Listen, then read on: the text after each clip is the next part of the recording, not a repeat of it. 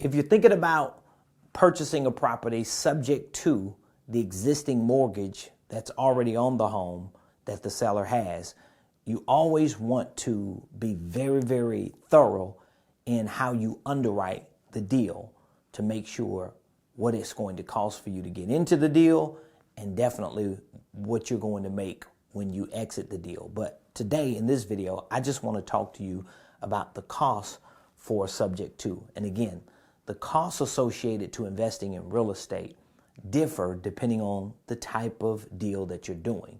In this video, I'm talking about subject to investing. That means you are investing in a property or you're purchasing a property subject to the existing loan. All right. So we call them cost of acquisition, or some may refer to it as the cost of entry.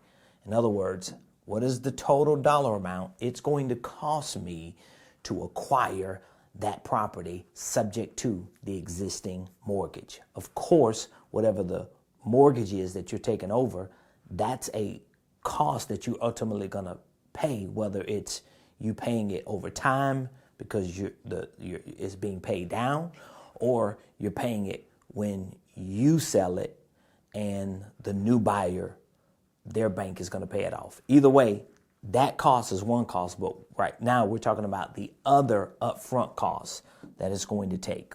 So we call these cost of acquisitions, or we'll call it cost of entry. So what are the line items? What are the different costs? Well, number one, you have cash to seller.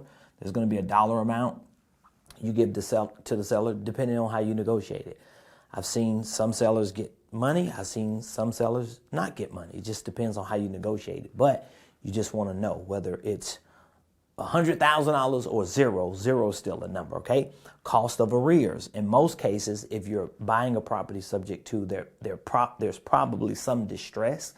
I know for us, we primarily go after pre-foreclosure, so there's always arrears. In today's world, those arrears are not going to be like $2,000-3,000. I've seen arrears as high as $70,000. Okay, so just keep that in mind. Cost of arrears. You have closing costs. Why? Because it's going to cost you money to pay the attorney to close the actual deal. If this is a pre-foreclosure and subject to, most likely the seller, they don't have money. They're depending on whatever money you're going to give them, or what support and help you're going to provide for them. We also have commissions and assignments.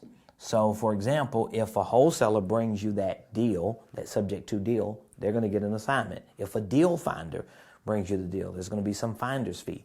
If you have a team, an in-house team like I have, whoever's assigned to that deal, whatever individual we have assigned to that deal, they're going to get a commission. We also have renovation costs or repairs. There's going to be costs associated to, even if it's just clearing the home out, painting it, cleaning it up, whatever, there's some renovation. Then we have carrying costs. I personally like to include carrying costs for different reasons. For one, if I plan on fixing and flipping this property, well, I already know I may have to hold that property 90 days because of FHA rules. Like I've had properties where we listed them right after we bought them, within a week or two, or maybe 3 weeks, had it renovated, put it on the market, and 90% of the buyers that agents bring, they are FHA buyers. So guess what? There's a FHA rule. You have to wait at least 90 days after owning it in order to sell it to an end buyer FHA. Okay. So my point is, I want to factor in carrying costs. How much is it going to cost? And I'm not just factoring in the mortgage that I'm paying because I took it over subject to. Remember, I'm going to factor in about 3 months of that mortgage. I'm going to factor in lights, water, having my maintenance guy go by there, maybe just to blow leaves or, just to cut the grass or whatever. So these are carrying costs. And then we're going to have other costs. What are some of the other costs? Well, for me, I'm going to think about insurance, inspections. I'm going to think about, you might get an appraisal. There are other costs. There may be costs to move the seller.